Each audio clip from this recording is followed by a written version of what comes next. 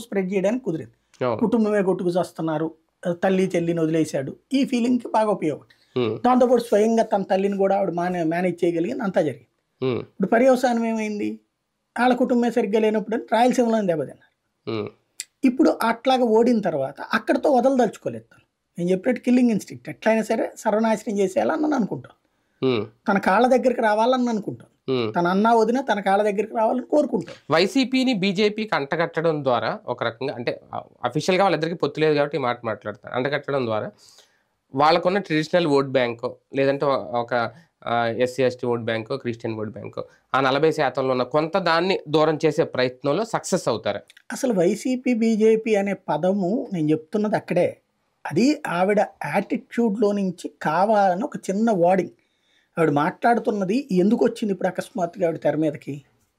YCP BJP అనేది ఏదో establish చేయడానికి కాదు ఆవిడ వచ్చింది. మీరు చూడండి పత్రికల్లో వచ్చినటువంటి వార్తలు, జగన్ ఇప్పుడు ఇది ఎందుకు ఎత్తాడు అమ్మ ఒడి.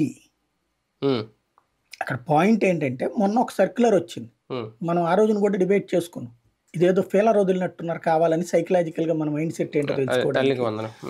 తల్లికి వందనానికి సంబంధించింది వచ్చింది. వాస్తవంగా అయితే అది మెమో అంటే సపరేట్గా ఆధార్ కోసం, ప్రత్యేకించి ఆధార్ కోసం లింకప్ చేయడం నాకు అర్థం కాల. ఇప్పటికే ఆధార్తో లింకప్ అయ్యి ఉన్నాయి కదా ఎప్పటి నుంచో. ప్రతి ఇంటిది ఆధార్తో లింకప్ అయ్యి ఉంది. దాని ఆధారంగా